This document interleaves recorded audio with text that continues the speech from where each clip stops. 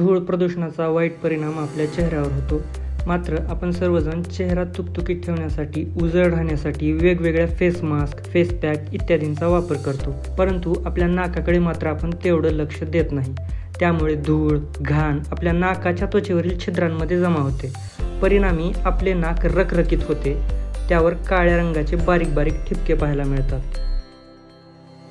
आता नाकावरचे हे चिवट black heads काढायचे कसे? तर त्यासाठी घरातील कोणत्या पदार्थाचा वापर करून आपण हे ब्लॅक हेड्स काढू शकतो तेच आता आपण पाहणार आहोत. नंबर 1, चेहऱ्यावर वाफ घेणे. एका पातेल्यात पाणी घेऊन ते उकळून घ्यावे. पातेल्यातील पाणी व्यवस्थित उकळल्यानंतर त्यामध्ये थोडासा कापूर घाला. आता डोक्यावरून एखादी चादर, स्कार्फ किंवा मोठा रुमाल घेऊन पातेल्यातील पाण्याची वाफ चेहऱ्यावर घ्यावी. ही क्रिया 20 मिनिटानंतर पुन्हा एकदा करावी. असं 2 ते 3 वेळा दर 20-20 मिनिटांनी करावं तर तुम्हाला नक्कीच त्याचा रिझल्ट मिळेल. नंबर 2, बेकिंग सोडा मास्क. एक छोटा चमचा बेकिंग सोडा घ्या.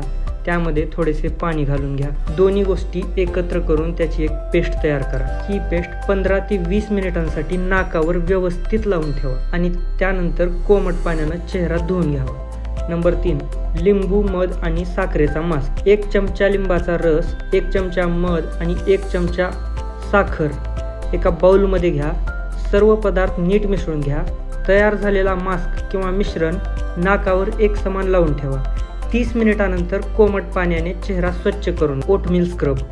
सर्वप्रथम एका भांड्यात थोडेसे ओटमील आणि थोडेसे दूध घालून त्याची व्यवस्थित पेस्ट बनवून घ्या. तयार ओटमील स्क्रब संपूर्ण चेहऱ्यावर लावून छान व्यवस्थित मसाज करा. विशेषतः नाकाला स्क्रब लावावा.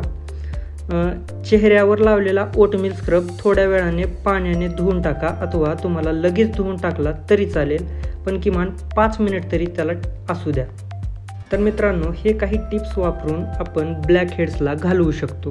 तर ही माहिती कशी वाटली कमेंटमध्ये नक्की सांगा आणि तुम्हाला अजून काही प्रॉब्लेम असतील तर ते सुद्धा तुम्ही कमेंटमध्ये सांगू शकता.